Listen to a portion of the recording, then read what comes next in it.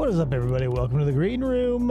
It's our Xmas special, so gonna be pretty relaxed. It'll be, I mean, you'll see what's going on. I've got a few things planned, but we'll take it smooth because, you know, Christmas is coming up. But if you don't celebrate Christmas, you still probably have the day off. So, you know, just chill. What is up? OMG! Merry Christmas to you, Allison Marie Armstrong. Thank you for showing up to the Christmas party. It's mandatory. Even though the subway no longer exists, the employees still have to show up.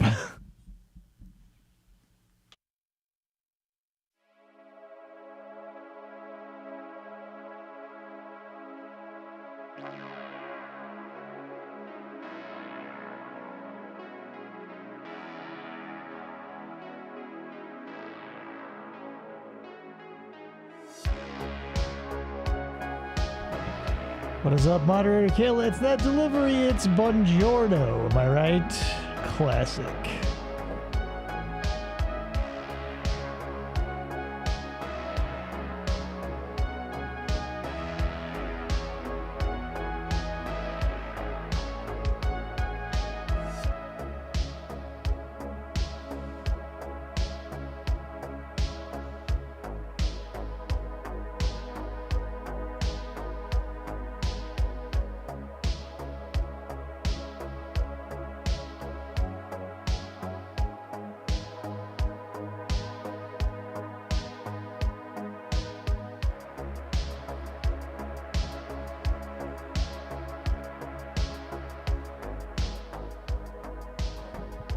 So full disclosure, I looked into Blimpies, but I'm probably going to end up with a Porta Subs, because while Blimpies is 1/1000th the whatever the weight or value of a Subway, a Porta Subs is 1/100th the weight of the Blimpie. So just look at that math. I mean, come on, people.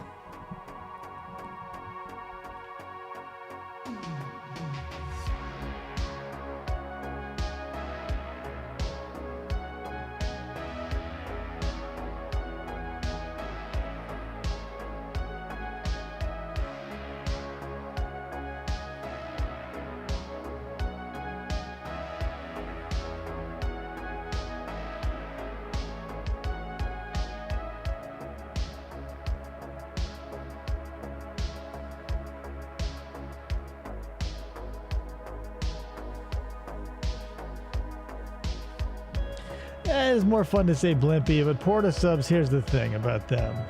I mean, I don't eat that stuff anymore, but when I did, Blimpie is whatever. It's fine. And maybe they did this too, but I remember it being the thing I went to Porta Subs for. You know, everybody goes to Sonic, right, for that tiny little crushed ice that they sell. Everybody loves that above the food even. Porta Subs is that way with lettuce. When I went there, they had the Sonic ice equivalent of lettuce. It was chopped super fine, and you know, it just made the sandwich a little more delightful for yours truly. On top of, you know, their bread was a little better. They probably cooked it or threw a little more sugar in that batter because it tasted pretty sweet compared to the other ones. You know, they got me hooked through all those addictive means, so they'll get other people too. And maybe instead of calling it Port of Subs, we can call it Derv of Subs or Port of Derv. How about a Rax? As in like Cyrax? What do you mean? Port of Rax? Not familiar. A Rax. That might be a local chain if that is a food thing that you were talking about. Rax roast beef. Never heard of it. Get that out of here. I don't know where you're from, but I've never heard of Rax roast beef. We have Rowley's and we have In-N-Outs. I don't have White Castle. I don't have shit. National at one time. That don't help me now. Porta Subs. I was hearing Port-O Subs. Yeah, it's like the Porta-John of Subway sandwich shacks. Well, you know, and it's not like the small ones, right? Like the one basic, what it was, like 3x3 cylindrical, or not cylindrical, but like rectangular John with like the upturned milk jug you can whiz in. It'll be like one of those big family ones that has like the huge reservoir, and there's like room to, like, you know, put on a ballet or whatever. Porto subs, come on in. We cleaned out the turds and we chop our lettuce really fine. That's why people will come to us, because the turds are gone and the lettuce is fine. Okay, people, that's just about enough for the green room. Let us get started with a little bit of this. Dog. Cat. Mouse. Turtle. I can't see me loving nobody but you for all my life. You're listening to FFOP Radio. Reach the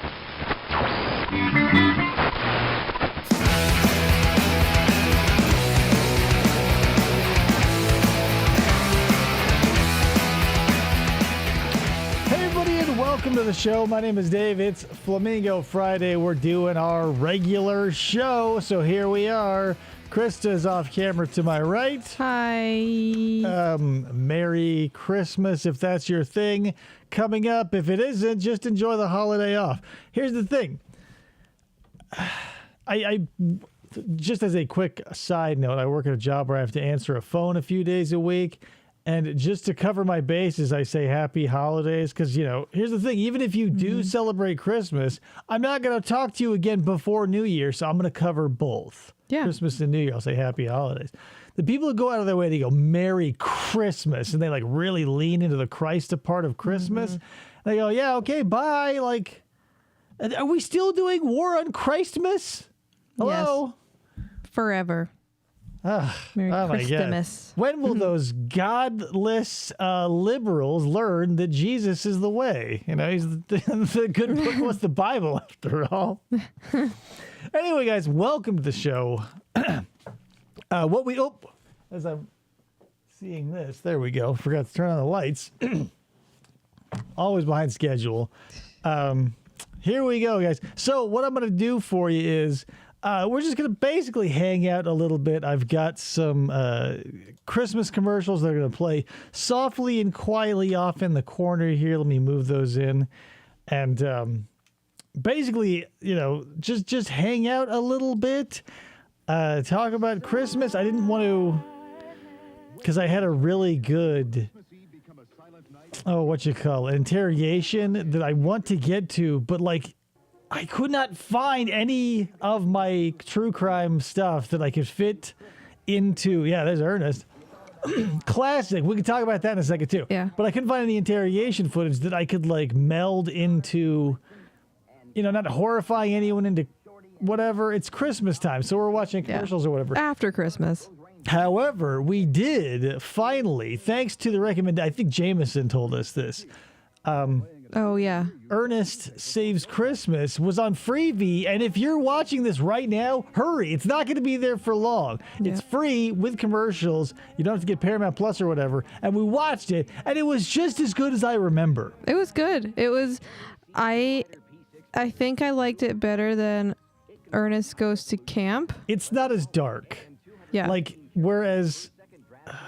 like this, you know how Cable Guy is supposed to be a dark comedy, but it's mostly just like a depressing and psychopathic romp through like nonsense for no reason. People suffer. It kind of feels like that. Like it was meant to be light and like kid friendly, but since it was the 80s, you were allowed to horrify people or children, and no one saw like the really, really mean bullies in the camp. They didn't see like the blades and the bullets they'd be using against Ernest, and like he actually like be shot at and stuff. And they go, ooh. Yeah. Anyway, whatever. But yeah, the Christmas one is so great because it's nothing but lighthearted. Yeah. Like Ernest isn't a shitheel. No, he's not. He's just you know, potentially like getting people killed driving his taxi and right, but that's like generic. That's like slapstick comedy. Yeah. In Ernest's world, we know that most people are going to make it out okay unless you're a bad guy. The one thing I really enjoyed, and maybe he did this more in the Christmas one as opposed to the camp one. Like his voices when he says like when he has different voices. That's the thing too. Like the Christmas one is a lot more of his characters coming into the showcase. Keep your nose clean, little lady. Yeah. Oh my God. What a cavalcade. If you guys have not seen Ernest Saves Christmas, holy shit. So Ernest Saves Christmas has so many. It has his old lady, like grandma with the neck brace character. It has his like grizzled snake wrangler character. Yeah. It has, who else did he use in that? He uses, the banker character. The banker. Yeah. Or not the banker. He's but like with the government. Yeah. He's like the governor's assistant, and he like brings the niece of the thing. It's so crazy. The Wizard of Speed and Time. I never saw that. Are we talking? Are we reacting to the commercials? But I'm not paying attention. Probably. What's up, Julia? Hello. Yeah. So, one of those classics, like with the Garfield specials, how they nailed Christmas and Halloween. Ernest did it too. Next, we're gonna have to watch Ernest Scared Stupid, which will probably be free on Freevee in another year. But yeah. If it isn't already. There's Julia putting the Christ back in Christmas. And he never left. So here's the thing. I want to know, like, you guys, type it out in the typing square, and I'm going to have Krista read it aloud, because I want to know, like, everybody's worst present. Like, maybe not worst, because we all have had different presents in different scenarios. You go, well, that was shitty. But, like, we've all got them, and I've got so many of them, but like, how did you deal with it? And was the person who gave it to you there? Like, here's my story. Like, I don't know, it was like 1994 or 5, whatever. Like, the troll dolls were huge. Like, holy shit, the troll dolls were huge. Like, commercials all the time. They had the ones with the gems and the belly buttons and stuff. So trolls were at an all-time high, and I was like, this is a bizarre pop cultural wave to be riding. Because like that Christmas, my aunt, in a different state, who we didn't really interact with much, must have just like understood that I was a child and that like children love troll dolls, because under the tree I unwrapped a small box that had a bright neon pink painter's cap with a troll doll head like this big, like relative to my head. I had a child's head, so it's probably smaller than this, but it was like that big, and like with the hair and everything. And like, when and where are you gonna wear that and like walk out alive?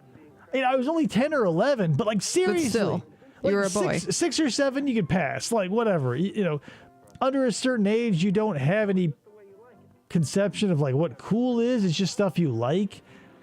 But like, we were way beyond that. It was insane. Yeah. Kayla says, I got this weird art piece from my parents when I was in my teens. It basically looked like a shrunken head, but ceramic and stuck to tree bark. Not my thing at all. Like, was it something they made or they bought for you? Because if it's like a homemade thing, that in itself can be its own reward. Like, if somebody makes me something and it's totally fucking bonkers, I'll love it. Yeah. But if they buy it and it's just like, oh, they bought it at a gallery, that's different. Okay, so that's the thing, though. It might have been done by a real person, and that I like. Mass-produced bonkers isn't as good. Like, the homemade, like, personal touch bonkers is what you want. Because, like, when we go up to Globe, they're the old, like the first courthouse in the county here, 1888 or whatever, is now like an art gallery. And whenever there's a piece small enough to buy and like put in the car and it won't get destroyed on the way home, I grab, because they have a bunch of weirdos up there, and I have just a bunch of weird shit. Yeah. You know. Matt says, I got Skeletor Castle for Christmas. It was totally badass with the voice changer microphone. I know we're talking about crappy presents, but that was amazing. Hey, good or bad, I'll take, because they're both good stories. And it's crazy, the skill. Why is it that? And correct me if I'm wrong, because I wasn't a huge He-Man or Masters of the Universe fan, but He-Man lived in Castle Grayskull, right? The Skeletor lived in presumably Castle He-Man Head or something. I don't know. Ryan says, my mom got blank VHS tape and nylon stockings for Christmas from her sister-in-law one year. Oh, yeah. Sometimes it depends on the person, and like, because there are a couple of different there's a few different gift buyers out there running around, these different subspecies of human, right?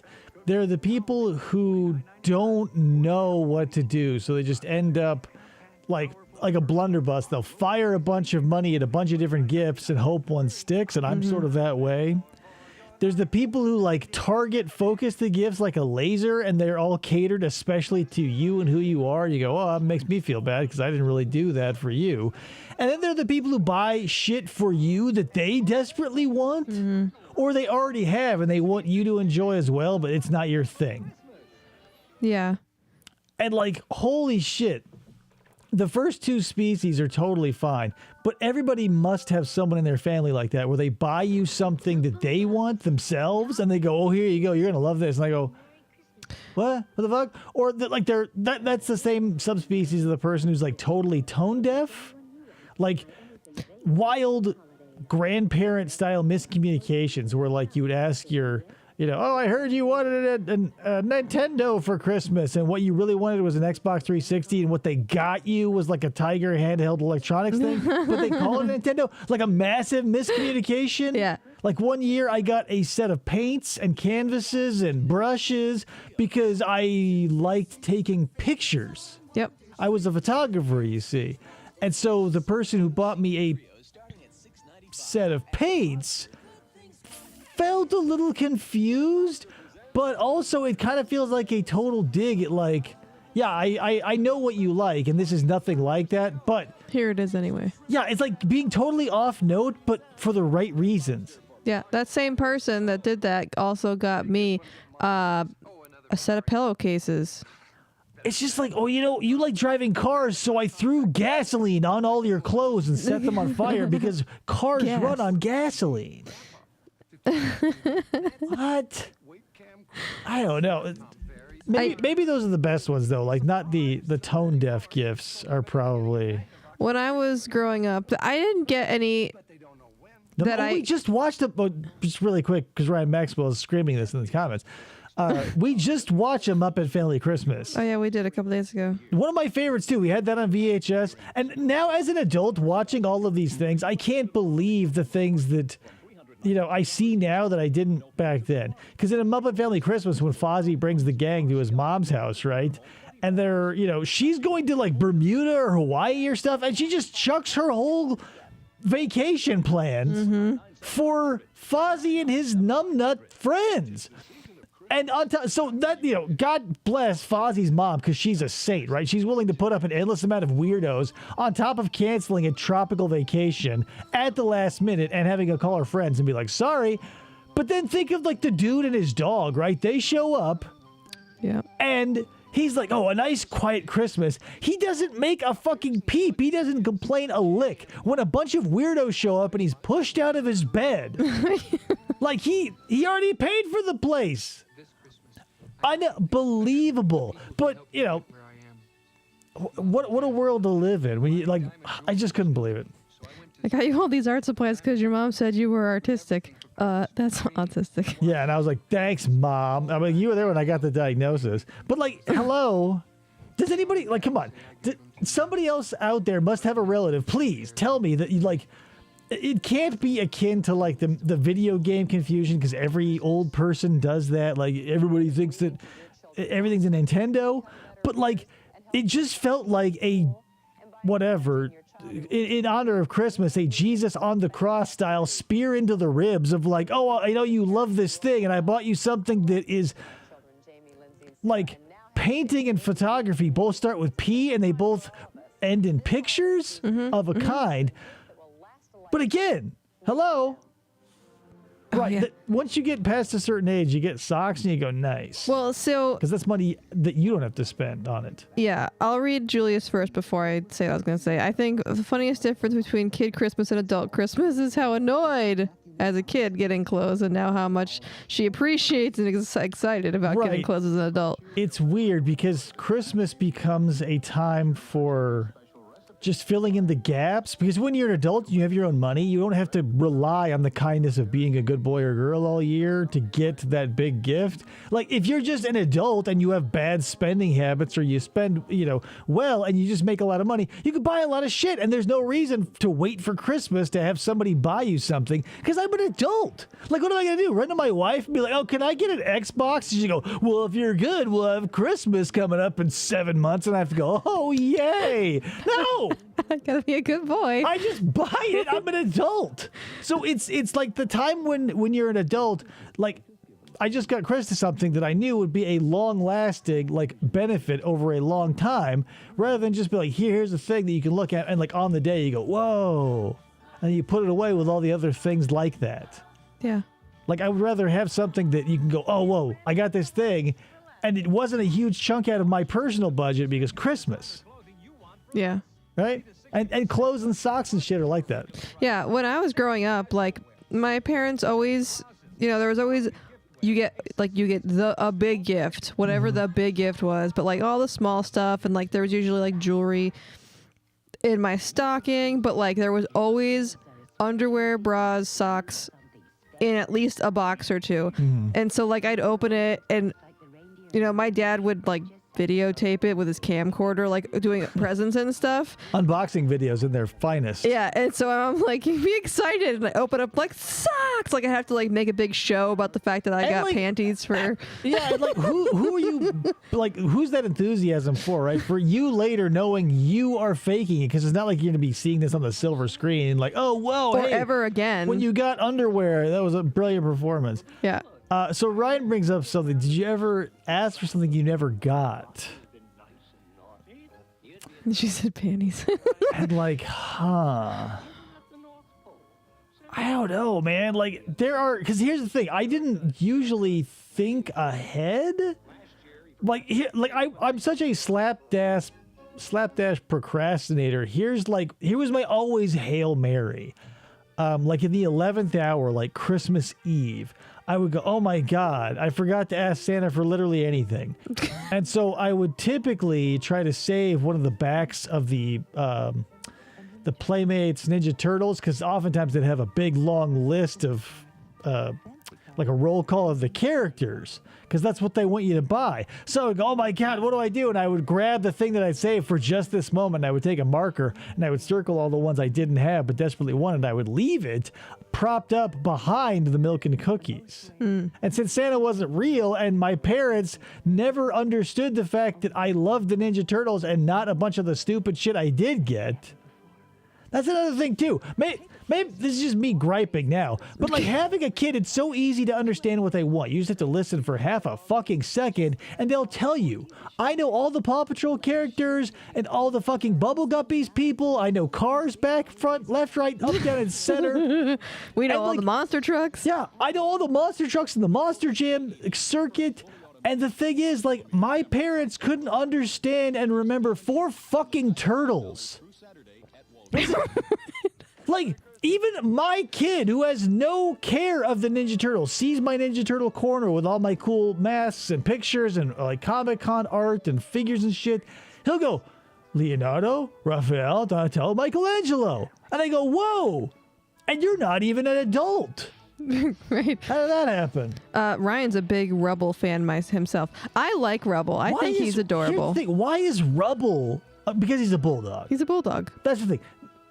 Set up for success, right? Because you have Chase, The German Shepherd. but like that's the thing.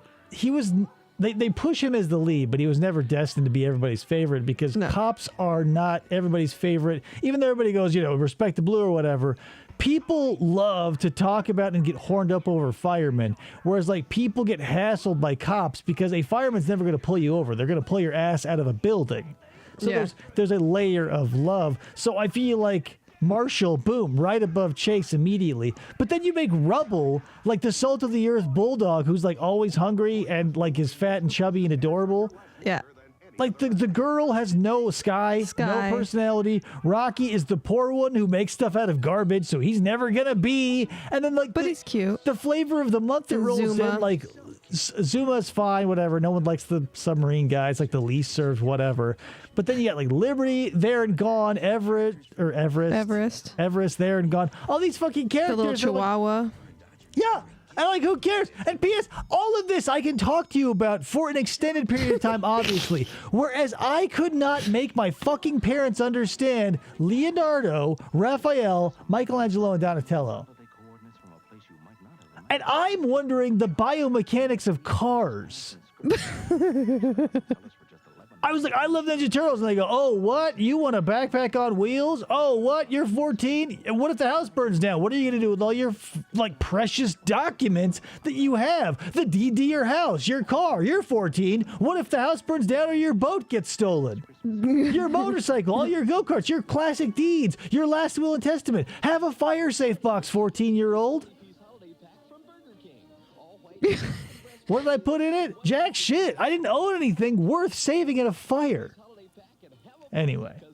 I don't remember a lot about growing up. I don't remember asking Santa for things. I've blocked out a lot of my childhood, but I don't have oh my God, the best gift ever kind of thing. I got a TV, my first TV in my bedroom one year when I was a teenager, but yeah, I think it's the one Elliot has now. Yeah, it's maybe, that's weird because it's a flat screen. Yeah. My first TV was 9 feet deep, and if I tried to move it, it would have crushed me, and you know. Well, I didn't have a TV in my bedroom until I was a teenager when they started making flat screen TVs. I apologize for turning this into my holiday-related therapy session. But I mean, everybody must have these, right? Or probably. I take for granted, I say everybody, but how many people come from dysfunctional families? Hopefully not a lot, so hopefully you don't experience all of this stupid realistically shit. Probably a lot of people have their own. That's in the situation it may be normal. So if you haven't had a cataclysm, you may go, oh yeah, that's just a normal thing. But you ever tell someone that and they go, that's weird. But I don't know, it just seems like there was always, and maybe this person exists in your life too, the person in your family who's got a grudge against someone else in your family and uses you as the vector. Mm-hmm. So if you have one of your parents has a sibling and that sibling really grinds your parents' gears, they'll go out of their way to find very expensive tailored gifts. And it feels like it's nice to be at the receiving end of it because you get to get the thing you want. It's highly specialized and expensive, and it kind of pisses off the person who fucked you over by getting you a bunch of paints when you wanted lenses. Right, and it's your parents didn't want you to have that gift, and they knew that, but they got it for you because... Okay, read some of the comments really quick, and then I'm going to ask another question. Julius says, the only high-pressure situation that I'd run into at Best Buy that I felt actually mattered was at Christmas time, and some 60 to 80-year-old woman would come in looking for the Nintendo. Yeah, because then what do you do, right? Knowing there was a kid on the other end of this gift who was relying on this random employee to try and crack grandma dementia jumbled code. Right? Oh my God, it's so hard for the elderly to just because now grandparents I get because you only see your grandkids, hypothetically in normal situations on the weekends or maybe every once in a while, and you're not really checked into their interests because it's who cares? Right. But that's totally acceptable. So I'm totally fine with helping out the average grandma or grandpa because they're trying their hardest, but they don't know because they're not with them all the time. And not only that, they're from the last generation that did not hit warp speed technology wise. Yeah. So it's just rough. But let me also ask you this: did you? Because in my family too, there were a bunch of different characters. One in particular, my step-grandfather rather, he was the guy that always gave us the dangerous and/or annoying gifts. So 1 year I got a bullwhip. I was 7 or 8, and we go up to my grandparents' house for the holidays. Oh, hooray! And my brother got a bugle. A full-blown army bugle. Oh my it must have cost him $250 fucking. It was a solid brass bugle. Holy shit. Stayed in our playroom. That thing was probably worth $1 million today if it hadn't just like rolled around the playroom forever, never got crushed or whatever, just sort of disappeared in time.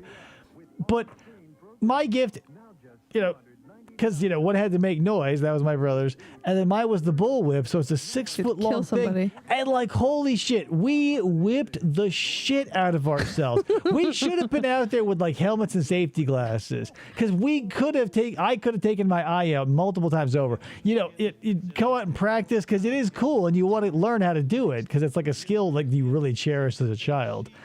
But then you come in and you're covered in welts and shit. I remember wicked welts all over my face and arms and legs.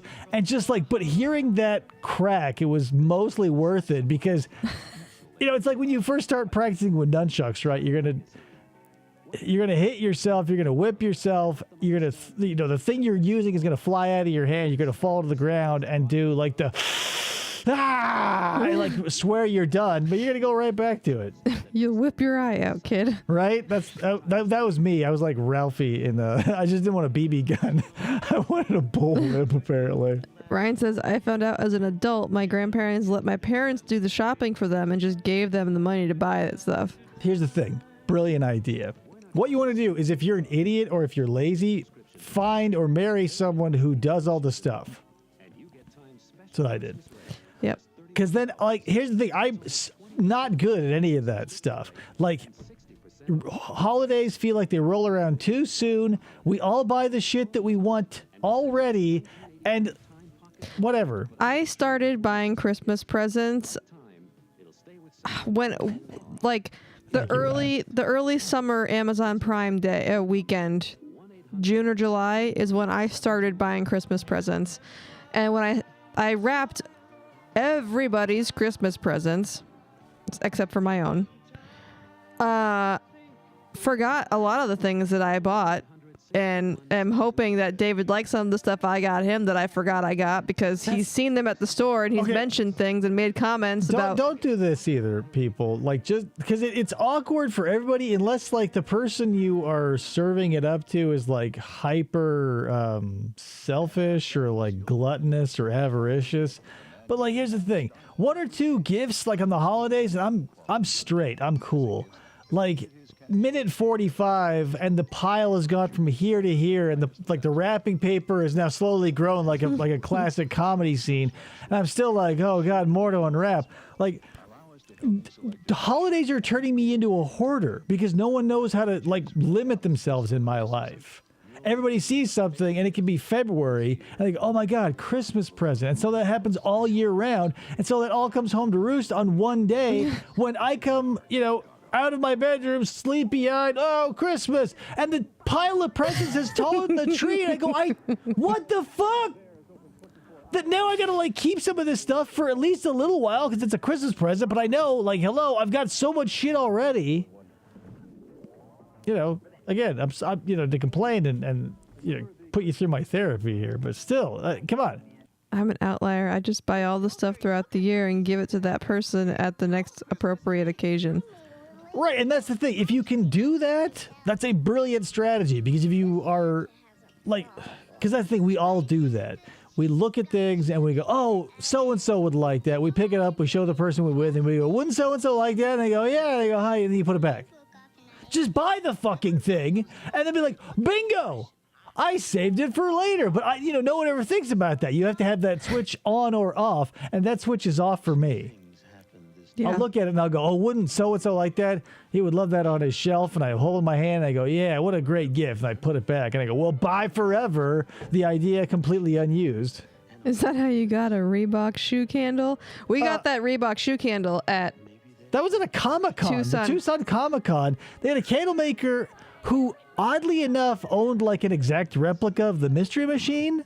Yes. It was such a strange thing. Like, it was like this tiny little candle shop, homemade candle shop with like, well, the boot is gone, but like the the gnome here and this guy. Oh, there's the booty. Maybe you can see him off. I got a lady bust. Yeah, and I'm like, candle. whoa, and they're like, oh, what do you think about that mystery machine? I'm like, well, yeah, that's cool. What's up with that? She's like, oh, that's ours too. And I'm like, what the? So you just roll around random making candles in the mystery machine? That's pretty sweet. And a bunch of like fat neckbeards in Deadpool t-shirts. They pay whatever $5 a pop to take a picture in front of it. Mm-hmm.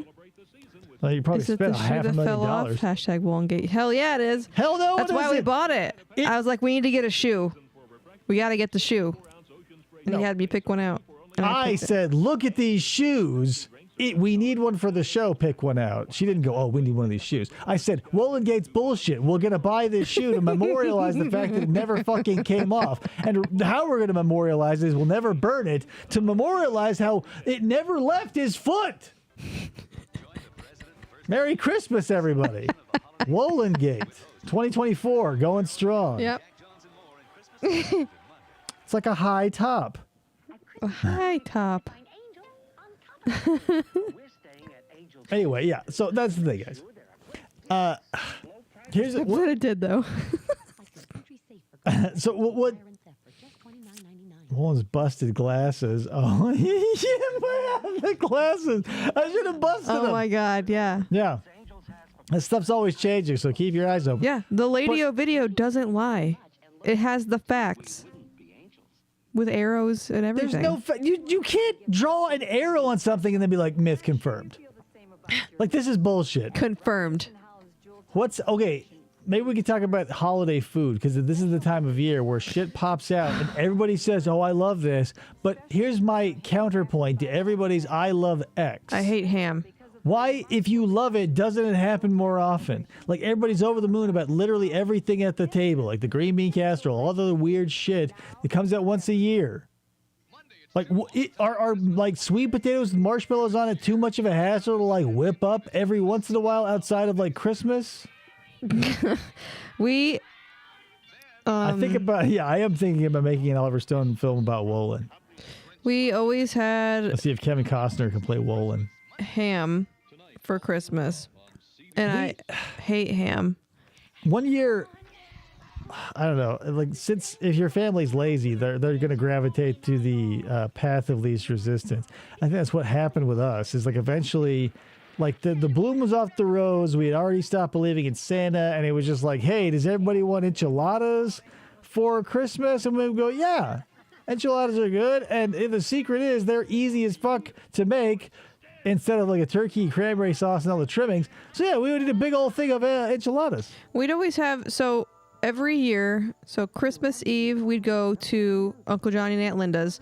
And so everybody on my mom's side of the family was there. It was always Italian food, lasagna, and all Real that. quick, strong agree to Jameson. Ham is awful. Prime rib is the way to go. Yes. I'm not a fan of sweet meats. And if you're going to do pork, don't fucking make it a candy. My stepdad made prime rib last year for Christmas or the year before. It was so Pretty good. It was good. Prime rib is an easy thing to fuck up, though. So Yeah. you got to be careful.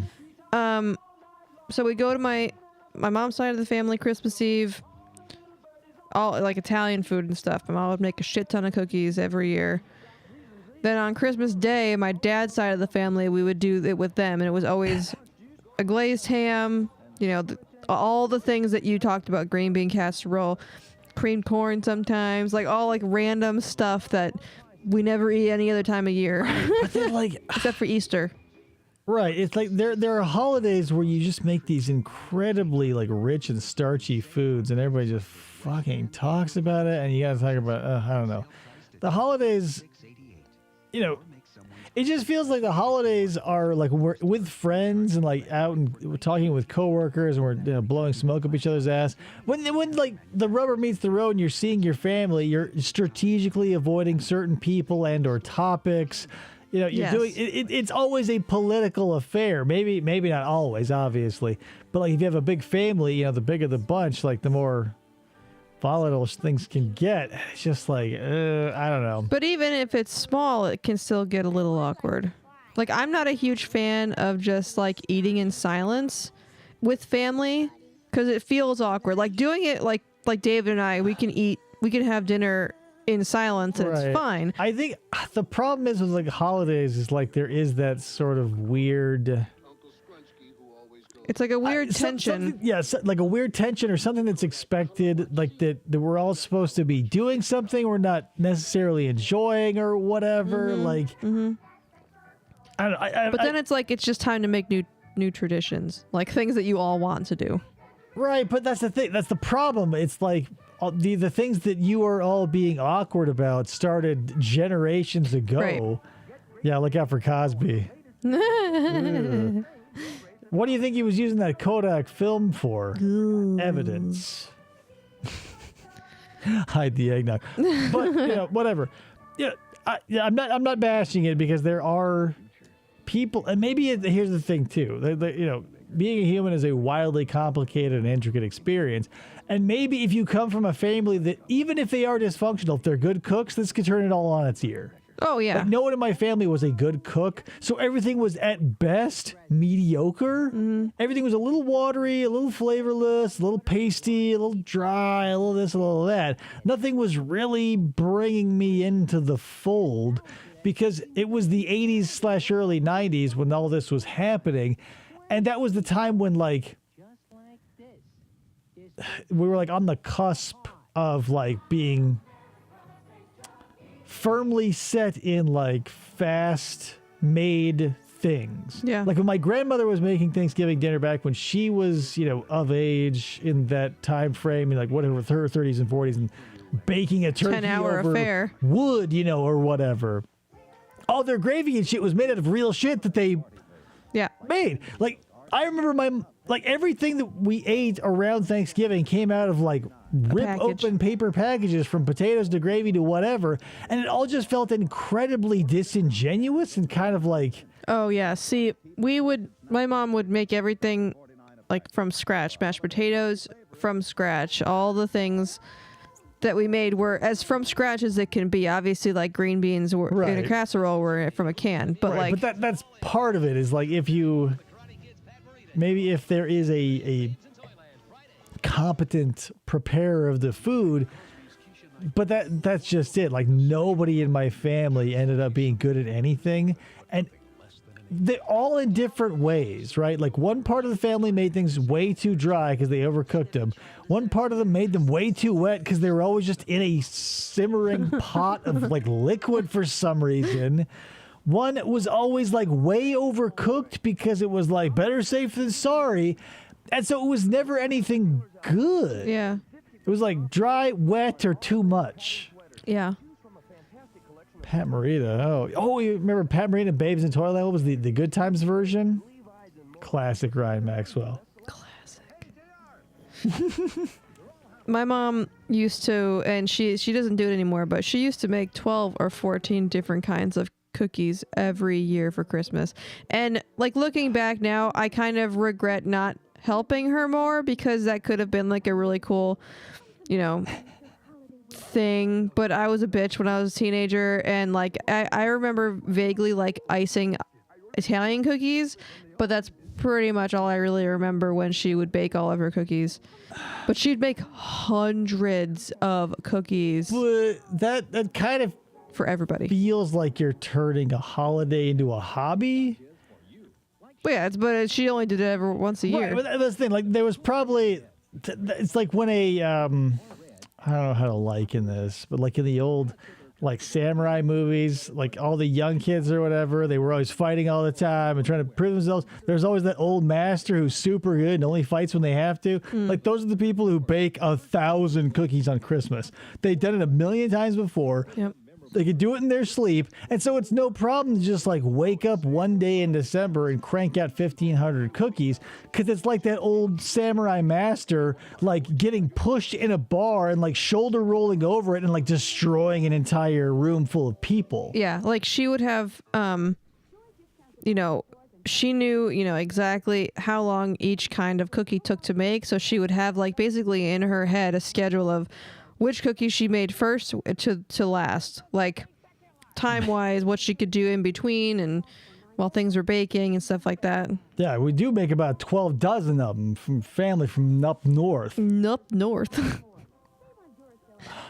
So here's the thing. We're talking about Christmas cookies and stuff now. Tell me your favorite Christmas cookie, because there are so many of them out there. And like, I'm a simple guy. Like a classic sugar cookie where it's just like, back in the day, it was just butter, flour, sugar, vanilla, and eggs. And then like the icing was just like butter and sugar. Well, it's a butter cookie. Right. But I'm saying, like, I'm no frills type of person. Like the richness of the butter is brought out by the sugar. Like the flour offered nothing. So it was a nice, rich experience. But then you got all these weirdos with like the Italian cookies that taste like this, that, or the other.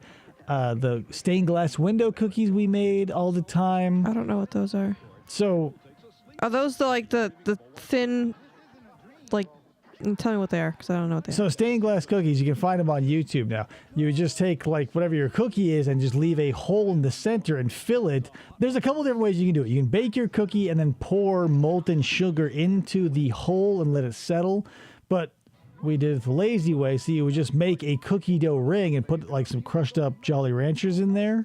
So it would melt. And the downside is, as it cooked, the Jolly Rancher would sometimes impregnate the dough of the cookie and make it kind of a shitty experience. But when it worked out, you had a beautiful cookie and a beautiful stained glass window in the center.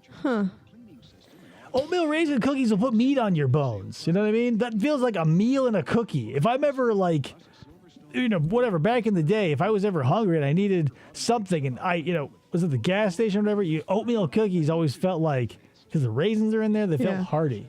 Kale says, I made sugar cookies this year. Never done it before, but my mom used to, and I got nostalgic. They don't look pretty, but they taste like they're supposed to. Yeah, that's all that matters. Yeah, if I can find a flour that translates like a non-gluten flour, it's annoying, I know. But if I can find a flour that translates, it's as simple as that. Like butter, whatever flour medium. I could probably even use rice because it'll all stay together, vanilla, eggs, and whatever. Yeah. That's the beauty of it. I think that's what everybody's looking for. Like everybody's soul food or comfort foods are very simple in like concept, but they may be complex in like different flavors, but like the base of it is a very rich, that's why I like the butter cookies. Cause like if they're too sweet, it just feels like, well, and to me, I feel guilty. Like, what's the word? Like when you're doing something you shouldn't, but there's no one to tell you should stop, but there's your conscience in the background telling you to stop. And that's me eating, back in the day, you would put like an entire mini peanut butter cup inside of a cookie, which like the chocolate chip cookie dough without the chocolate chips. Yeah. Just wrap it around a peanut butter cup.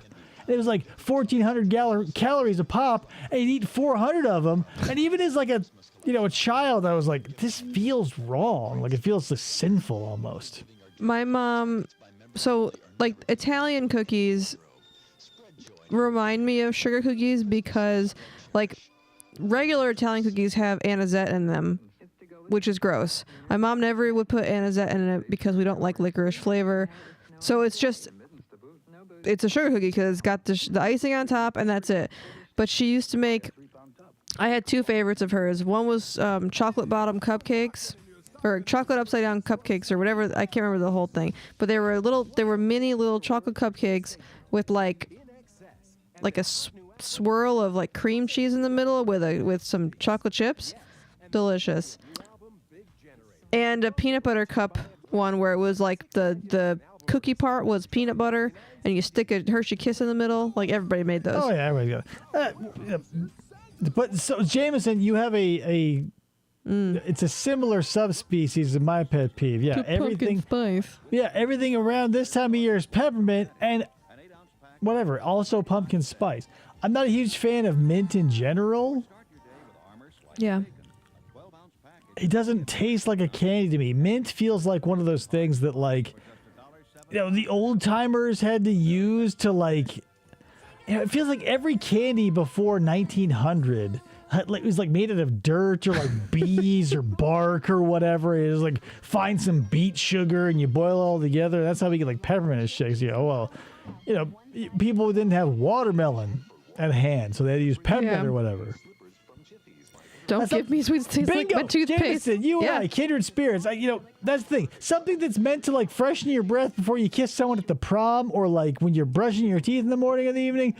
Don't give me that as a dessert. mint chocolate chip. You people are fucking animals. Trung, I believe, likes mint chocolate chip cookie. He is an Ice cream. animal. Ryan says, I also have a special chocolate peanut butter fudge that I usually make for New Year's Eve. That sounds good. I think I made fudge once, keto fudge once. Look into just like doing shit yourself. Like, it doesn't matter what it is. Anything you do yourself, even if you fuck it up, it'll be better than the thing that you buy, even if it's nothing like it. Yeah. Like, just for as a for instance, like we recently just decided to make some things that we'd never made before. We were watching some brewing videos, and it's this syrup. So it's basically like Oleosaccharin. yeah, oleosaccharide or whatever it's called. But so like with, and you've probably done this before in your life, but you know how when you put a bunch of sugar in with some fruit, it'll macerate and break it down and pull all the juice and stuff out. Well, we wanted to make some mead with some rose petals. We've got rose bushes all over our yard. So, we masticated the rose petals in sugar for a few days, pulled all the moisture out, and like boiled it into a thing. And yeah, I could have gone to wherever and bought some like sweet rose water for like $3 a bottle or gone onto Amazon. But the fact that like, hypothetically, there's probably a boiled spider from our own yard in that syrup. From roses from our own yard in that syrup. Yeah. And even if it's not what it should be, it's something that we made, and It smells really good. it smells great. But yeah, like even if you like try to make your own Oreo, you're trying to make your own whatever Cheddar Bay biscuits from Red Lobster. If you're one of those fucking weirdos, try and make it at home. Even if it sucks, you'll be like, yeah, it was a good idea. Yeah. Yeah. I'm going to make peanut butter clusters for Christmas. I mean, it's not hard to make, but I'm doing it myself instead of buying something at the store. Jameson, I have to ask, did the Slimers Ghostbusters toothpaste taste like Ecto Cooler? That would have been weird. Yeah. Man, what a fucking weird time to be alive.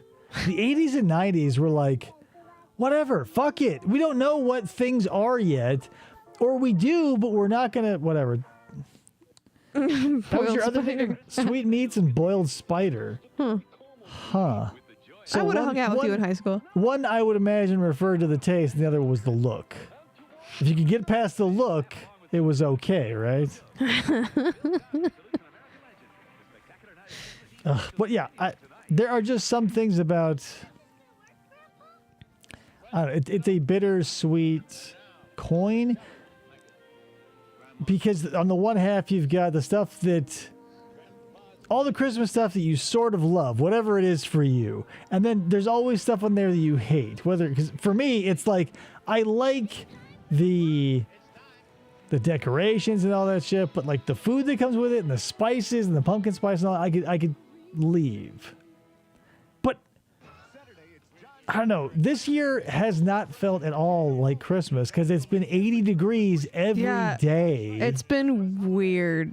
Weirdly warm. Like, it's been raining all day, and it's not even really that cold. And so, like, when Christmas comes and it's like a 79-degree day, It felt more like Christmas 3 weeks ago when we were in the North Pole, or doing the North Pole thing. But that's just the way it is. Here in Arizona, sometimes we'll have cold winters, and sometimes we'll have hot winters. But, when the hot winters come, like, don't get me wrong, I like it because I can still take, like, my motorcycle out during the day because, it's like a solid 75 by 10 o'clock. I'm walking around the house in a tank top and shorts in December. But it kind of is a bummer because you want to feel cold and that Christmas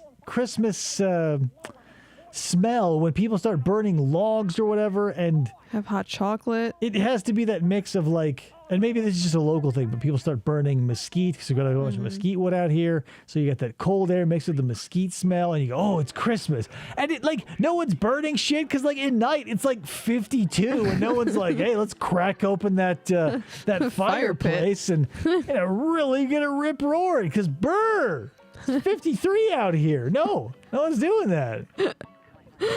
So I hope wherever you are, it's cold enough where you can enjoy that stuff, but not too cold where it's like debilitating. Right. Where you want to become a snowbird and move to Arizona. Strange stuff. Like I was just watching a homemade root beer video from these people, And like, I was like, what's going on here? Like, well, we're stuck inside because it's -30. And I'm like, where the fuck do you live? Minnesota. Alaska. Oh, all right. They're in Alaska. So when they can't go outside, which is a lot of the year, turns out, they make homemade root beer for 16 cents a bottle. And I was like, I'll do that. Yeah. Maybe. Here's the thing. Whatever. This isn't a Christmas related story, but we went to this meadery. I guess it's kind of Christmas related. So we went up north to see Santa Claus, and we went to this meadery up north, and they have this awesome, I brought back a bottle, it's just absolute banger root beer mead. And, you know, like if you're a homer or whatever, you have to like cut corners because it's hard to find stuff. You know, the more exotic it gets, you might as well just kiss it goodbye or just get ready to pay $1 billion for whatever it is. Yeah. And this meter's like, oh yeah, we use white willow bark and this and that, and all these fresh ingredients. I'm like, bitch, I can't get any of that. Jesus Christ. As a lifelong Chicago area resident, I love a warm Christmas. I've had too many cold ones. Right. I spent some time in Chicago. Won't go back. But yeah, I totally get that because, you know, as much as I'm lamenting, like, oh, I wish it were colder, like, I actually am fine with it because I'm fine. He does not like the cold. Yeah, whatever. Some people are okay with the cold. I'm not. When it drops below like 60, I turn into like a frozen monkey carcass. Yep. Like my joints start locking up and I'm walking around creaky like the Tin Man. It's just, I wasn't, you know, I am not acclimated to anything below 60 typically. It's strange coming because, I mean, I've been here for 12 years, but like it's still strange in December, like not wearing a jacket outside. No, Ladio grew up in Connecticut back east. We just... And so like, you know, we went up north and it was snowing a little bit and I had just like a sweatshirt on and like my stepfather's like giving me his heavy ass jacket. I'm like, I don't need it. This is fine. I'm fine in a sweatshirt. We're fine out here. Rod, I'm glad we can be your shotgun rider. I love it. Houston to Chicago. That's crazy. I once drove from Chicago to here, and that was when I was moving back. I was like, fuck that. Smell you later, I said to Chicago. Oh, yeah. Are you going to play? Yeah, she lived right next to Planet Pizza. I lived 15 minutes away from Fairfield, Connecticut. Yeah, the smalls were as big as the larges. Times were good in the 90s. I never had the pleasure of having Pepe's Pizza. Pepe?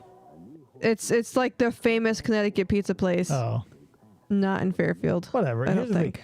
If you want to like put like pizza balls on the line, I think Barrows can knock any pizza's dick in the dirt. Like, what makes a pizza are two things.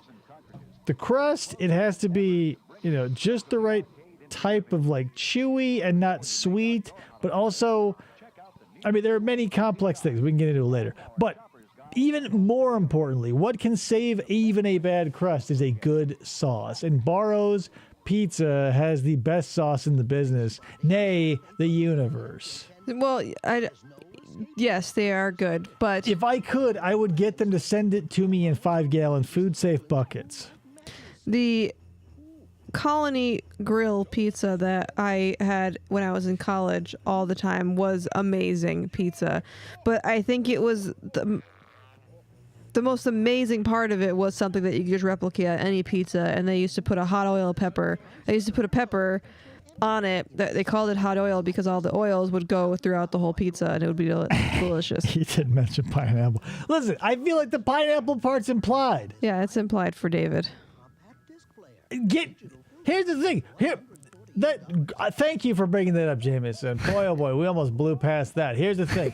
If you want to save a bad pizza that has a tragic crust and a mediocre sauce, put some fucking pineapple on that shit. I'm serious. If you don't understand this, it's just because you've never had it. Next time, whatever. Domino's will give you a free pizza every time you order 2. Fucking buy a couple of pizzas. So you feel good about yourself, use the free one for the pineapple, but do yourself the favor of getting a pizza with pepperoni and pineapple. If you're feeling adventurous, throw some black olives on there, but those aren't necessary. They just are nice. The salty and the sweet will blow your fucking mind, and if you cannot swallow your pride for long enough to swallow a piece of pizza, I can't help you. Just send it to us. There's nothing that anyone can do for you. You're like one of those people who, I don't know, thinks the earth is 6,000 years old. There's no saving you. I know I'm weird, but I love my pizza drowning in sauce. Like so much you can slurp it off the top slice. Depending on... Well, Yeah. and plus, you're from Chicago, too, so there's your Deep weird dish. thing. Depending on the sauce, yes, strong agree. Heavy, salty, acid, and like heavy basil and oregano, bingo. But most of these ass wipes are throwing sugar and like... I don't know what the fuck they're putting in there, but it doesn't feel like oregano and it doesn't feel like basil. Whatever. I don't know. I make a pretty good sauce. Canadian making pineapple and cashews? Yeah. That's a weird textural thing. Seriously, next time you see your mom, surprise her. Be like, hey, Mom, I got a great pizza pie. Pretend like you're Italian. Wear a little Mario mustache. Walk in holding a large that's roughly as big as a small. Right. Go to Planet Pizza. Say, hey, man, and maybe even treat yourself. Hey, man, hey, woman, hey, androgynous cash register employee. I want a large pizza with extra cheese, pepperoni, and pineapple. Mm-hmm. Why is it that you motherfuckers will eat chocolate-covered bacon by the ton, blowing the exact same principle that I am giving you here? Salty and sweet, tangy and savory. Ryan puts cashews on mac and cheese. Adds a really good flavor. If that's true, I like cashews. that's bizarre that you guys would both have cashew-related weird things like that. I'm not a fan of cashews or I like nuts them. in general. They're nice and salty, but they have like their texture is different from a peanut. Right, and pistachios are a little bit different. Here's like the those thing, too. plant-based fats don't feel good in my mouth. You know what I mean? Except for peanut butter. Peanut butter's fine. Peanuts are the only caveat because like almonds or walnuts or any like heavy, high-fat ridden nut, I go, ugh. Because it feels like I'm eating a candle. Like plant fat feels so generic Yeah, and like waxy. macadamia nuts are weird. Brazil nuts are super weird. I would eat a cow's knee joint before I would eat a walnut. Like it's bleh. Homemade baked mac and cheese. Obviously, like I would There's imagine you like Kraft. throwing a bunch of like a handful of like Planters cashews into Kraft cheese and macaroni. Your Velveeta. Fucking whoa! There's Michelangelo and a cashew. Yeah, I wasn't imagining that. Now, question: But I guarantee you throw cashews in your Chef Boyardee SpaghettiOs. Is your baked mac and cheese like are the cashews on top? Like in lieu of breadcrumbs, because people bake their mac and cheese with breadcrumbs on top, or is there also breadcrumbs or no breadcrumbs? No one. It's an important question. Nobody is going to ever indulge in a Twinkie Wiener sandwich again. I saw Brutal Moose do it once. Here's the thing. I wouldn't mind if we're going to talk about whatever, putting a top on something or mixing something in. I would put the cashews on top, give it a little broil action. Oh, Toast yeah. them, bring out Toast the them. flavor. My mom sometimes, she used to make macaroni and cheese, and she would put, oh God, like it'd be with salsa in it. She put salsa in the mac and cheese. That was Whatever. pretty good. Here's the thing. I think that I used to say this as a kid, and now that I've gone full blown, it feels even more like real. But I remember going. This is where it always felt like the worst to me. We would go to the Japanese place that sold rice bowls, teriyaki rice bowls, and there'd be so much rice and so little meat and teriyaki sauce. And I go, oh my God, you are really fucking me over because rice is so cheap. There's nothing in it. There's no nutrition. It's just carbs that break down into sugar. Mac and cheese kind of feels like that to me. Like I don't mind the idea of indulging in something that is just junk every once in a while, but I don't know. I can't whatever, eat your junk food or whatever, and I'll defend mine to the hilt. But We used to go to a place out here called Oregano's, and I would get their chicken Alfredo the dark, and it was obviously chicken Alfredo, but oh my god, like the noodles were like the spiral noodles, and the chicken was like shredded and mixed in. Oh my god, it was so fucking that's good. like an interesting, like, we're so far off of Christmas, but this is an interesting thing that you bring up, because often people are more hung up on the texture and the shape and the whatever, the consistency over the flavor. Because, oh, it feels weird. That's what keeps more people from experiencing different things. They go, oh, we have, because there's nothing more enjoyable as a child, or at least to me, than like slowly lining up 4 of those straight elbow macaronis that straighten out when you boil them, and like spearing 4 on all 4 spines, and like How? I know, it felt like a very Tetris, and that that was satisfying in a way that I couldn't get in any other food because of the shape alone. I used to do that with just ziti pasta. Doesn't have to be elbows. It's just the ziti, whoop, and you would do that. Same thing. So someone makes savory Twinkies with Cornbread and pulled pork instead of cream. I mean, Well, I but would then probably you're eat just that. making like Not a Twinkie. that's just like tapas or whatever. Tamale. It's just a tamale, like a Twinkie Well, tamale. Well, I don't know if masa is the same as like cornmeal for cornbread, but that would be a fucking crazy idea. Yeah, whatever. That's another thing too I miss about Christmas. When I would go to, like, I was dragged to all the company Christmas parties that my parents would have to go to. There was one lady who would bring 5 million tamales, like just 2 big old like igloo fucking coolers full of hot tamales, and they're like just 100 billion red and a zillion green. And I would polish off my body weight. Like, there are sometimes in nature when you hear facts about animals or other things where you go, oh, they can eat their entire body weight in 6 hours. And you go, how does that happen? Well, it has to move through the digestive tract. There's got to be a way. And, nature finds a way. But you go, wow, I'm still blown away by it. Christmas was the time when I could, like, in snake or bear nearing hibernation or, hummingbird type fashion, could eat a large percentage of my body weight in tamales, whereas on any other day I'd probably tap out at 4. I would pack away over a dozen. Yeah. I got tamales last year, I think, from a lady in the neighborhood. They were pretty good.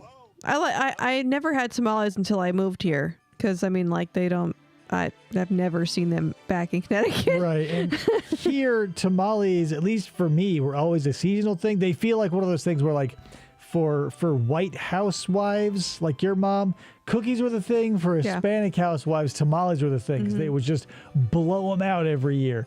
And all my Hispanic friends would have just an unending amount. And I've never been happier as a child than around Christmas time when the tamales flowed like wine. For me, fruitcake in my family was literally never a thing. I've never seen one IRL aside from a grocery store. I saw one once. One of my aunts got one as a gag gift. not even a gag gift. It was like a gift from a friend who wasn't a close friend. So they opened it up and they go, oh, it's a fruitcake. I saw it got put on the counter. Later it disappeared and no one took a bite. Yeah, no. So No. it's one of those things that, like, one of those foods rather that popped up during wartime that's made up of, like, every odds and ends and all the other weird things. It was like people trying to scrimp together something for the holidays that everybody just like, oh, we'll just keep doing it. Yeah. Good night, Kayla.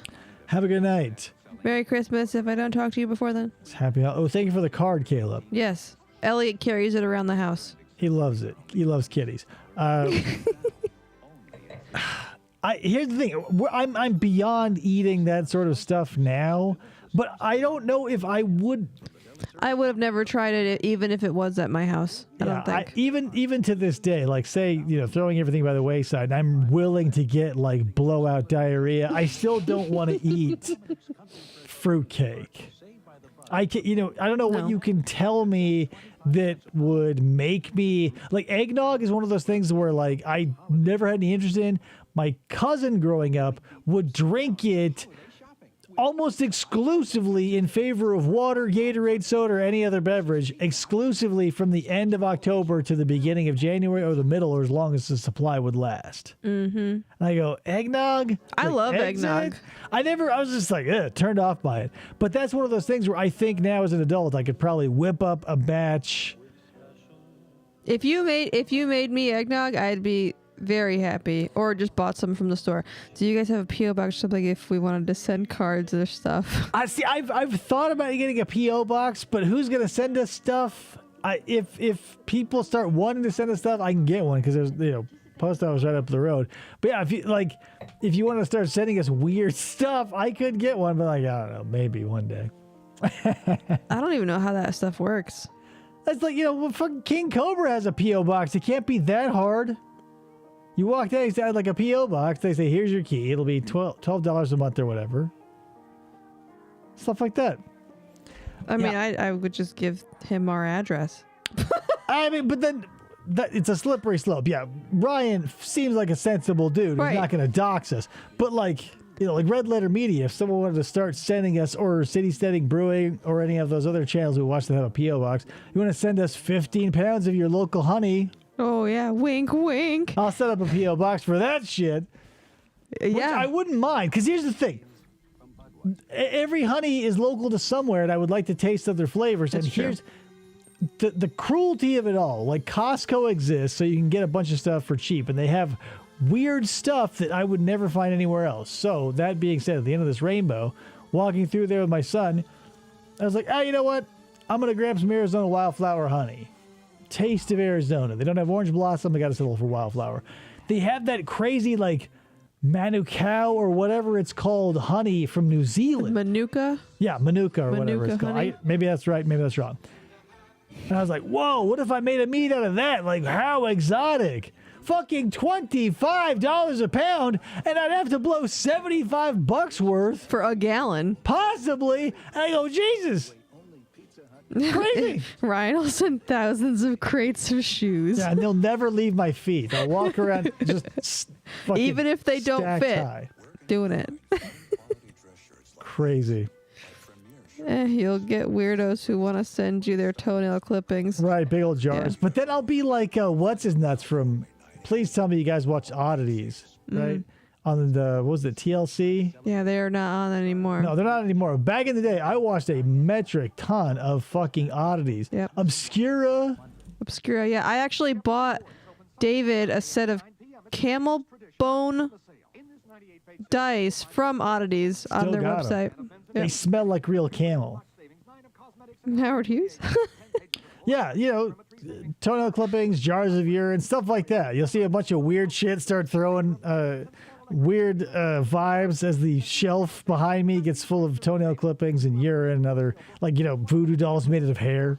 Stuff like that. The type of stuff that people would want to send me. Yeah, I would love to, man, like tasting different honeys from different places. Because there's a guy who, like, is a, what are beekeepers called? Apiist. Apiist. And he's got like 15 different kinds of honey, like lavender honey. I would love to try. Here's what I would love to. It feels like a little bit like bullshit, right? Because, like, let's say you got 1 billion bees.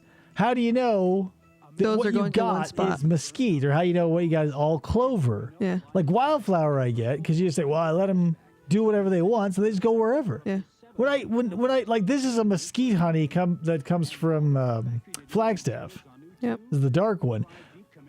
I believe it because mesquite has a very, it's almost like maple. People make character. bacon flavored mead with mesquite honey. Like, Right, think of it like a smoky. If you put liquid smoke into this, like in secondary, you'd probably have bacon. Put Yeah. a little salt in there. Who to wear? Ease? Bucky's? That part of my screen is blocked. Bucky's is it's kind of like out here we have Love's. So like Love's Pit Stop. Oh, like the gas big station? gas station. Yeah, Bucky's is like a big ass gas. I've seen Bucky's. We don't have any in Arizona, I don't think, but I have seen them. I know they're in Texas because the 8-bit guy stopped at one. Oh, So yeah, we have Love's, and what was the other one? Mavericks. They're Sure. like the Walmart of gas stations where you stop like in. the it's showers and stuff are in there. Yeah, Good for the wow. truck drivers. Weird shit, man. So strange. Those big like gas stations / truck stop / mini malls like Bucky's or whatever. Minimal. What a weird space. So many things coming together. It's almost like a terrible recipe that somebody made that isn't bad, but isn't great. And if someone made it again, you'd probably say, I'm good. Probably. We drove, this is slightly off topic, kind of. We drove 12, 13 hours to Reno a few years ago for Andy, our old co-host, Andy's wedding. And we stopped at a gas station truck stop strip club, which was it was probably midnight, 2 a.m, something like that, in the middle of nowhere. And it was Area 51 themed. Yeah. It was weird. It was the craziest. Like, I feel like everybody should, if you haven't, you should at least at one point in your life go driving around in the middle of nowhere at night and see what you find. Because we were like at this Area 51, like Roswell themed alien whorehouse. Where like there was like a little burger shack attached, but it was closed. But there was like a metal picnic table where like 3 dudes were smoking cigarettes, and like it had that weird hum of the like fluorescent lights that were under the thing, and like the bugs were hitting it. Yeah, the weird mercury vapor lights of the larger ones that were farther, and everything was just sort of like. But there were no lights anywhere. Yeah, as soon as you left, like you were back into pitch darkness. It was crazy because I was driving. I think I drove almost the whole time aside from a few hours, and like we gotta get gas. Oh my god, there's one place with one light. Like it's just in the distance there's some lights. Maybe one day if we ever get into Texas or wherever, we'll go to a Bucky's, because I kind of like that aesthetic of the. Because we'll drive to California or Nevada every once in a while, and like being on the open road with like those, it's kind of like a big communal space, like an airport. Like nobody there is there usually. Mm-hmm. They're all just sort of passing through. They're mostly looking their worst because they're their sweatpants just driving. Like, you're just trying to get to wherever every corner has been cut. It's just people walking around raw and unfiltered, and it's. Yep.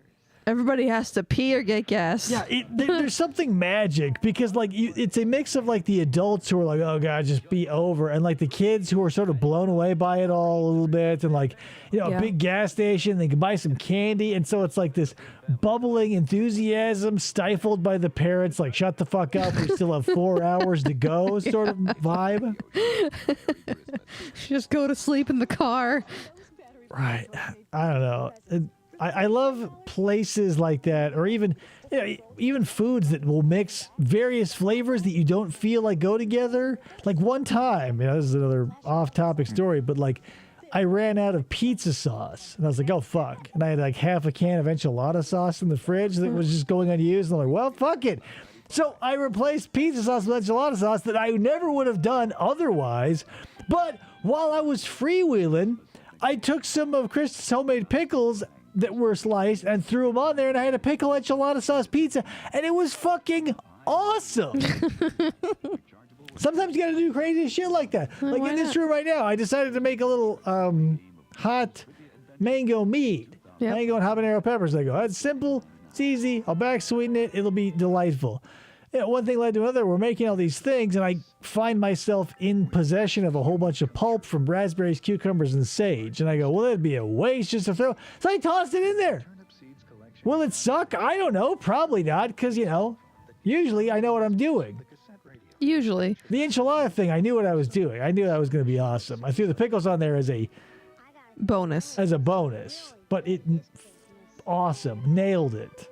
Awesome. Not as good as pineapple, but what is, right, guys? And I'll never know Oh, if Dan it's Marino, good. isotoners. Sorry. I'll never know if this drink is good. Yeah. Krista's allergic to mango, so she can't even touch it. Literally. I tried helping David move something, or we were racking one of the mango ones, and like my ass had hives all over me that it didn't even touch. It was not a fun experience. And it's so tragic too, because mango is such a delightful flavor. I went almost my entire childhood being like, ew, mango, what? Gross. This is weird. And what if Tropical. You just get a piece of it in your mouth and you go, oh, whoa, what was I doing my entire life? It's like when I had pepper jack cheese for the first time. When it comes to Wollongate, the shoe. How dare you? We're going to bring this into Wollongate 2024 where it dies, because there will be No. hard evidence. It will never. We'll exhume his shoe, and we'll find that his ankle has never been outside of it. R.I.P. Possibly. Maybe he's burning in hell. I don't know. I don't know mythology. I don't know what actually happens. But Resting somewhere. we'll find his shoe. That still exists. Wollongate never dies. It's true. The shoe somewhere. It's off of his foot now. That would be the best James Bond, right? Wolin never dies. And it's like James Bond versus Maurice Wolin. And like he plays Anton Chigurh, right? And like Wollongate, he's running around, his shoes never leave his feet because he keeps them there because he has to run from James Bond. You motherfuckers and your Wollongate. Oh, wait, as I'm watching this commercial, here's the thing. Let me show you this really quick. Collect all four. I had spent my entire life, and I've been telling you all that these things came from Wendy's. Let's go back to the isotoner. So you were wrong? Yeah, I guess so. Tab. Wendy's had the bears, I guess, and Burger King had the deer. But the deer came from Wendy's. How much does 2 liters of soda cost you nowadays, guys? Is it 99 cents? Probably like $4.50. Oh, man, That's fancy. everybody used to put out commemorative glasses, too. Glass is so cheap, people. Like, why aren't more restaurants doing this? Like, back in the day, I think it was like early 60s when like Dr. Pepper pulled their stunt of like serving it hot in the winter because their sales took a dip. And Dick Clark was like pushing hot Dr. Pepper. For $1.29, they could send you specially made glass mugs for hot Dr. Pepper. It's hot, Dr. Glass. Pepper. I'm saying, like, everybody loves those Batman Forever McDonald's glasses. Start doing that again. Like, is it hard? Glass is the easiest thing in the world Arby's to get. did it. Like, glass was a major milestone in human evolution, in human culture, in everything. And now it's so fucking cheap. Just make more. Ryan, it's been discussed before, but we would all be dead if we took a shot every time David said, here's the thing. I've lost many a bet. Just so you know. We had a bet a long time ago of how long it would take David to, if he could go a whole show without saying, here's the thing. He didn't even last 30 seconds.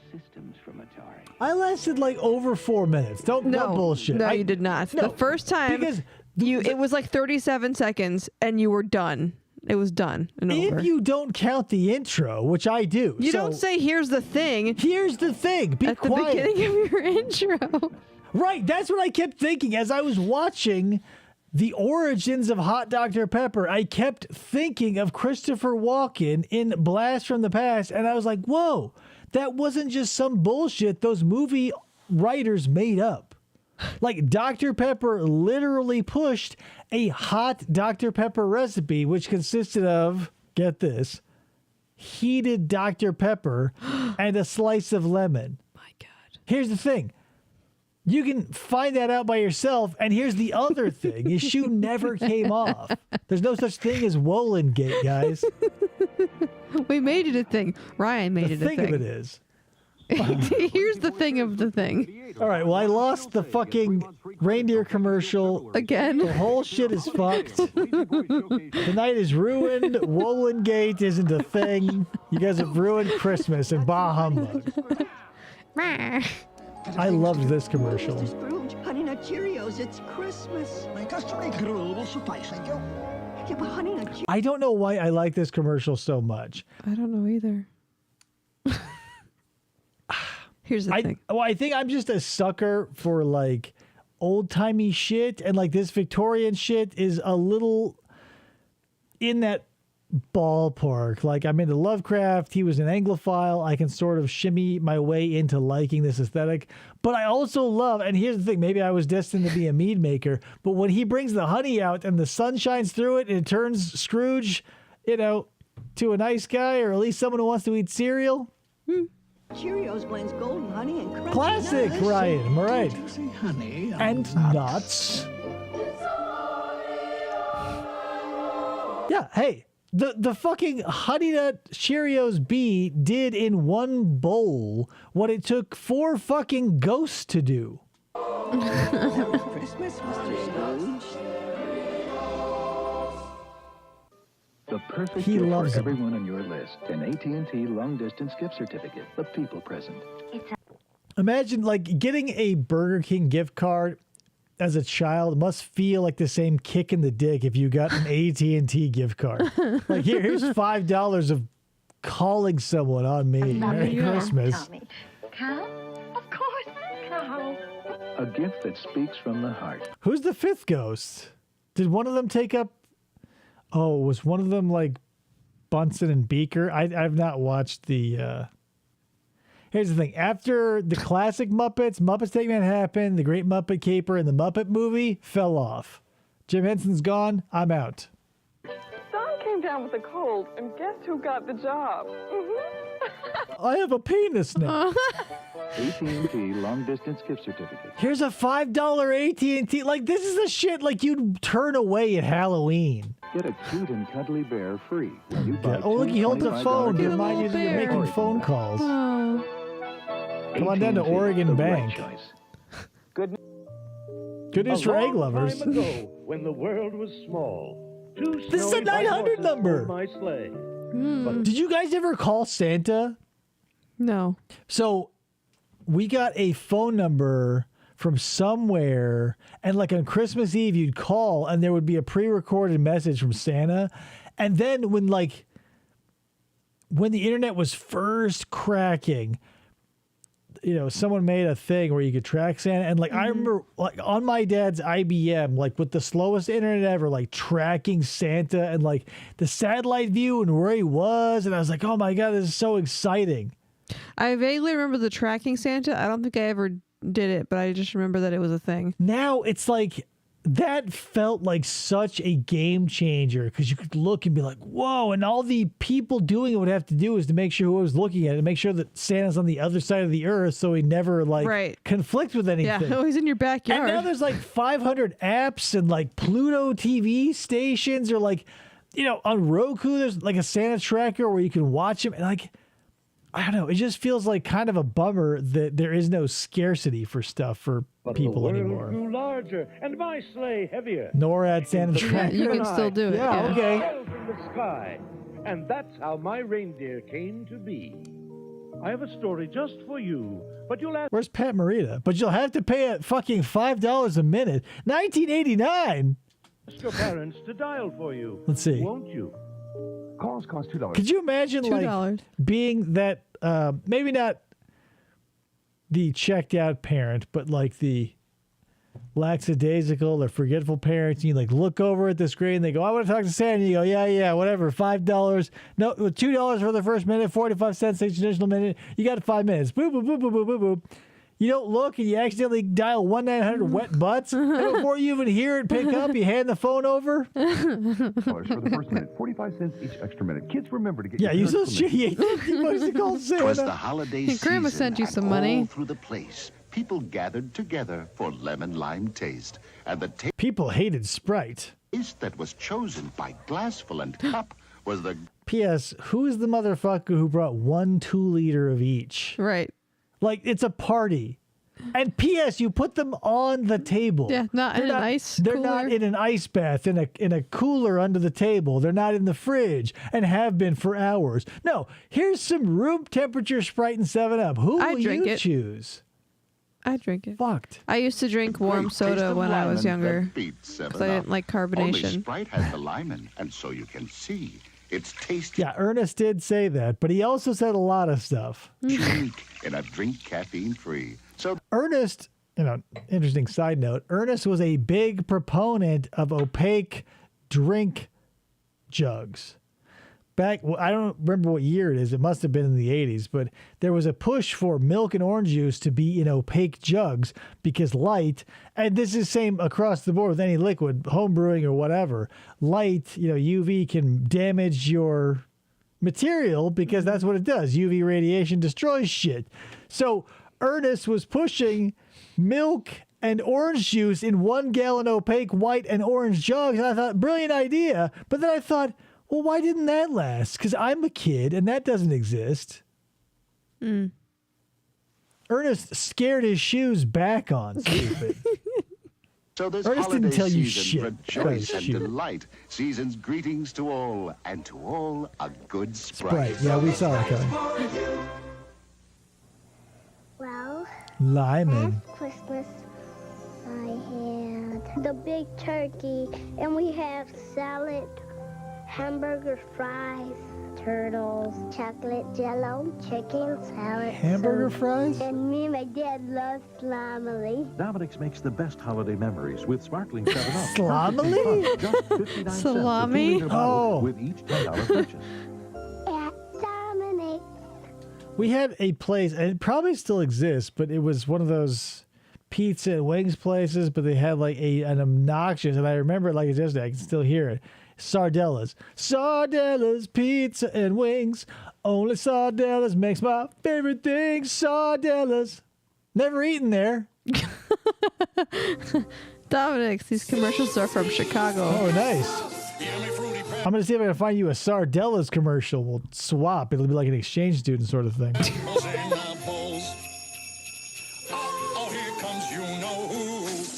Never, never do. Delicious do. Ho, ho, ho, I'm Hungry. Classic. We just saw this a couple days ago. Yeah. my pebbles. Your pebbles. Barney! To be sharing, Fred. Happy. Yeah, I guess Barney's a shitheel 364 days a year, but when he's a total asshole on Christmas too, that's when fine. you turn the other cheek. Holidays, pal. Oh, Fred. Fruity and Cocoa Pebbles cereal. I have deja This vu. nutritious breakfast. Oh, Fred. I always did appreciate the Christmas commercial though, because the Trix Rabbit never got shit. It was kind of nice to see Fred cut him some slack because again, cereal, it's mass-produced grains. It's like $3 a box. You give a fucking bowl to Barney, what are you out? Come on, Fred. The folks at your neighborhood Not a bad- Safeway not a would bad like to Fred invite voice. you in for a holiday treat. Whether it's fine Barney, wines and my champagne, pebbles. seasonal flowers and arrangements, special holiday bakery goodies, or I do mean Principal What's-His-Nuts from Ferris Bueller's Day Off. delicious party trays from our deli. Safeway's service and prices Rooney? will put the Principal happy in Rooney? your holiday. Sure. Season's greetings from your neighbors at Safeway.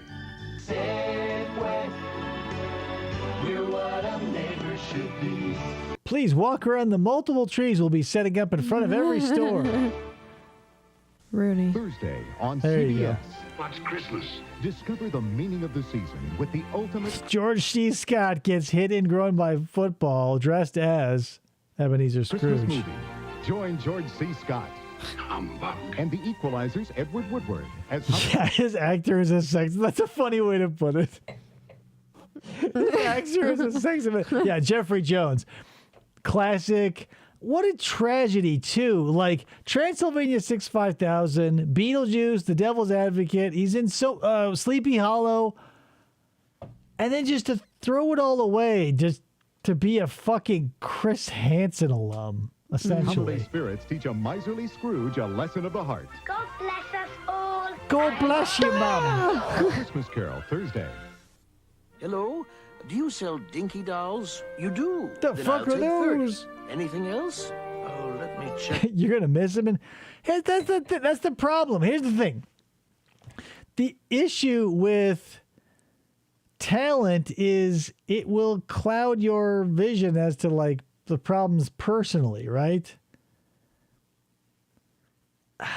That's the thing. Like, he was a good actor, and you can enjoy the things he was in because, I mean, you as the viewer can divorce yourself from what he did. You weren't signing on for that. Like, you know, when he's hanging out with Beetlejuice, you were like, oh, I hope he's getting it on with a child later. But, you know, it does feel like he should have been thrown into the volcano they were going to toss Joe into. Joe in the volcano. At least in Beetlejuice, he's the least memorable character in the movie, so it's easier to ignore him. I don't think he's that unmemorable, right? Like, he's maybe he is a little bit, but he's like the driving force, the happy dude or whatever. Or like when he's in, what was it? Like what was I saying? Transylvania 65000. He plays the mayor. I think one of his best performances, which is fucking sad. Because, like, when Ed Begley Jr. and Jeff Goldblum come to Transylvania looking for Frankenstein, and he's like, how about the blob? Like, fucking hilarious. But he's a perv, so there's that for you. I did not see the one where he sells John Ritter a possessed TV, but now I might have to. Christmas list. There's one thing you should always pick up first: the phone. Batteries really is the only choice. These lonely pound puppies Had need someone those. to love. Oh, Someone yeah, who'd me love too. a little puppy love. For you, Grandma. Pound puppies are I'm not a fucking child. as cuddly as real puppies. Surprise! Company in the dorm. They're the perfect way to In the dorm? You can give them to the elderly or the college age. Like, how fucking tone deaf are you? say I love you for birthdays. Again, the tone deafness. We just saw. I mean, when you think of someone busting out of a cake, right? A fake cake with a paper top, you expect them to be naked. In this situation where it's all children and a fully clothed, like, Mr. Sister. Rogers sweater, like, laden little girl pops out with a pound puppy, what the fuck are we doing here? Pound puppies for grandma. Pound puppies for the college age. Pound puppies for the confused about strippers. Holidays or any day. Pound puppies, so soft and adorably lonely.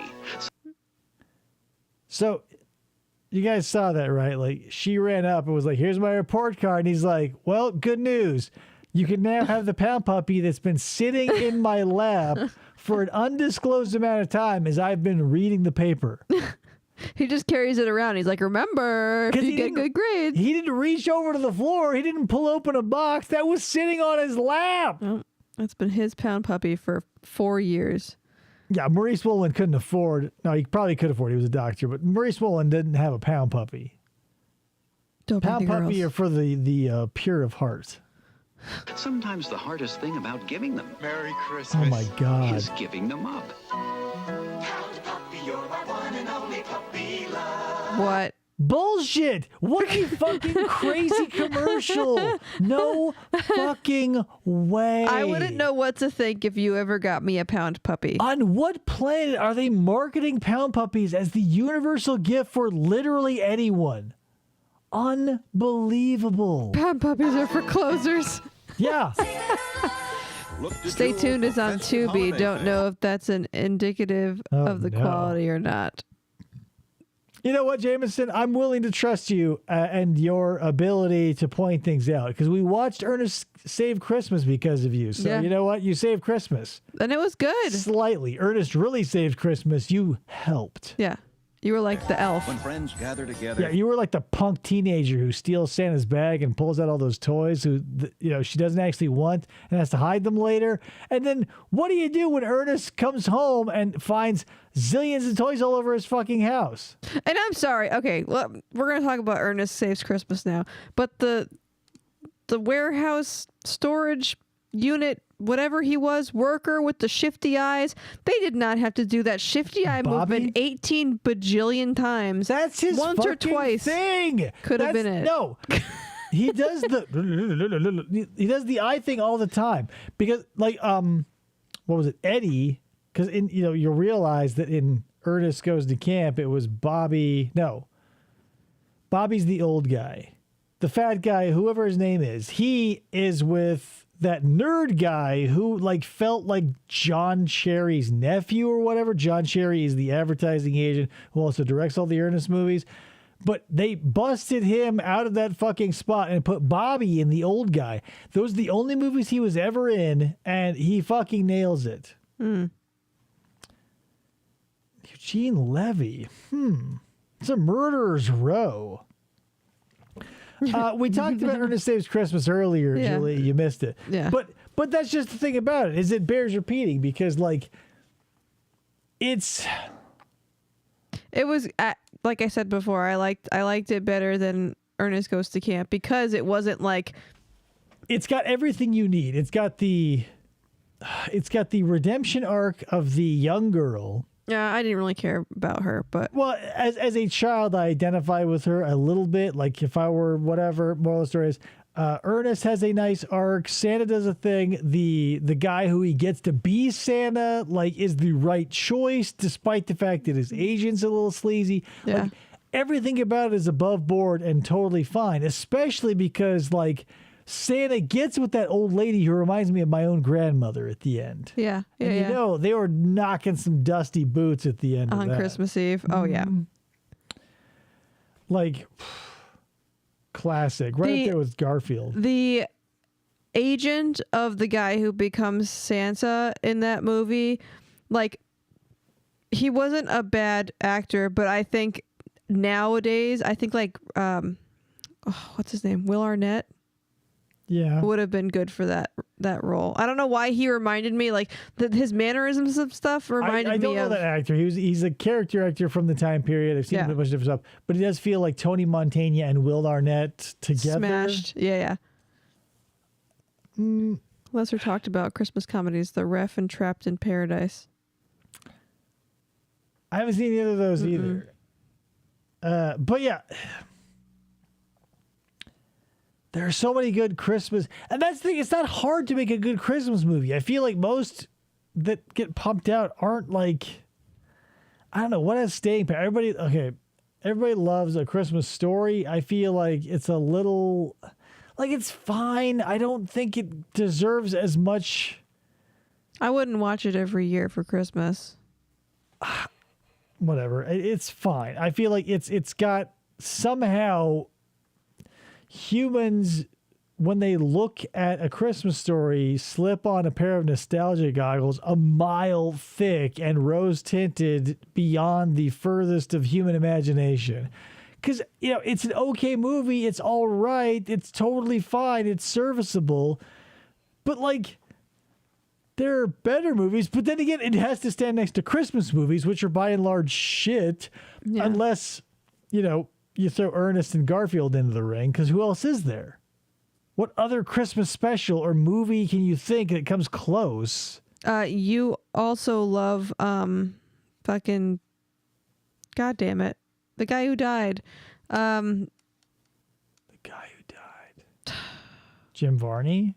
The other one with the Macho Man Randy Savage? No, the guy who jerked off in the movie theater. Oh, Pee Wee Herman. Yeah, you like his Christmas special? Yeah. Awesome Christmas special. But that's the way a Christmas special should be. Good you brought that up. The Pee Wee Herman Christmas special, fucking incredible, okay? So lots of fruitcakes in that. Classic fruitcake references, but on top of that, it's got all the classic old-timey Christmas special hallmarks. It's got, you know, a cavalcade of celebrity guests, from Frankie Avalon and Ed Funicello to Grace Jones to Oprah Winfrey to Little Richard. Zsa Zsa Gabor, Charo. Like, it's exactly what you would want if you grew up with a variety style Christmas special, which were all over the place. Mm-hmm. And that's what Pee Wee was throwing back to. Like, it was a reminiscence of the 60s and 70s and the 90s, which we love to do. We love nostalgia. And even back then, even though I had no tie to, you know, goofy Partridge Family Christmas bullshit, it was exactly what it needed to be. Yeah. And, like, the gags are hilarious. When I can't remember the lady who does it, but, like, he gets into that phone booth where they go, Pee Wee, call for you. It's like, that blonde woman who's like, "Oh, Pee-wee, I'm going to sing you the 12 Days of Christmas." And like the gag where he's like, and he slips out and he puts a Pee-wee mannequin into the phone booth with a plastic Pee-wee mask as she sings away is hilarious. Oh, who is that? Don't know. Who knows? It's lost to time. But I can tell you, I had a very confused boner when Grace Jones popped out and sang Little Drummer Boy, because that bodysuit she wears, not for nothing, I was like, whoa, what is this? The hat, fucking crazy, because it's just a piece of styrofoam with a slit in it so she could wear it. But that boob cup I was like, whoa! Young Dave got himself a boner for Christmas. Young Dave. I like how we stopped on ham. We paused on the ham in the commercial. Well, we're about to wrap it up anyway, so let me get that out of there. Guys, thank you for showing up for this very special Christmas episode of FFOP Radio. I appreciate it. Thanks for sharing all your Christmas memories with us. We will see you before the new year, maybe. We'll see what happens. We might take a little time off for the holiday to play with some new stuff that I'm hoping will be under the tree from Santa and or the producer. But that's all we got. I hope you guys have a wonderful day off, at least. If you celebrate Christmas, rock that shit. Is that why Lady-O has the yellow jumpsuit now? The yellow jumpsuit's April O'Neil, not Grace Jones. Yeah, Grace Jones, I don't think she ever wore a yellow jumpsuit. Citation needed, but she'd probably look good in one. But that's the thing. When you Halloween comes around every year, and on top of that, when you have friends who produce art and set up booths in Comic-Con, you've got a built-in excuse to have a whole bunch of costumes because you're going to all the Comic-Cons ostensibly to visit your friends there. Yeah, and I can feel clothed but also sexy at the same time. Yeah, we went to you're barking up the right tree, Maxwell. But the moral of the story is when you've got the Mesa, the Phoenix, and the Tucson Comic-Cons happening all the time, you can roll a sexual fetish into a public display of appreciation for an 80s /90s property. Why not? Whatever. It's Christmas, guys. It's Christmas. Like I said, thank you so much for all of your views and all your participation and all your typing in the typing square here. I appreciate it. We will see you next time. God knows when that is, because again, maybe I'll wait till after New Year, but we'll see. Have a good one, guys. Thanks so much. Have a good one, and yada, yada, yada. Merry Christmas and blah, blah, blah. Bye.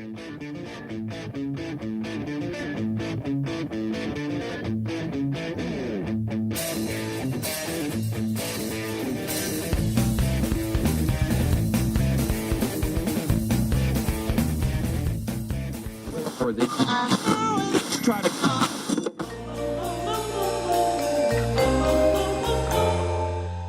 Fistful of podcasts